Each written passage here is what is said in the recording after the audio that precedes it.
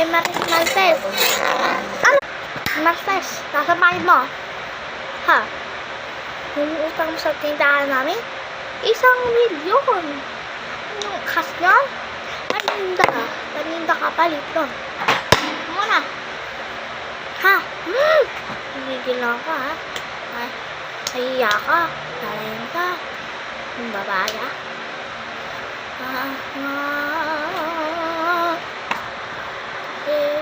Kasi wala pa kasi akong pambayad eh.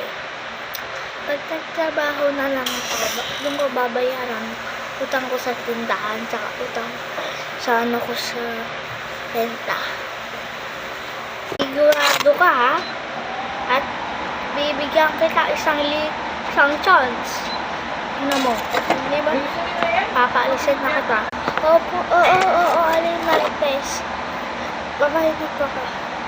Ano to? Part 2. Kaya, pati naman kita kinuha mo eh. Uy! Wow! Pwede to ka. No? Gift flower member. Oh! May pera talaga kaya. Talaga ka. Si Aling Martes. Tignan mo. Uy, tignan mo si Aling Julie. Nakabili na perfume. Uy, Aling Chili. Ano yan? Ito, Aling Martes. Oo, yan.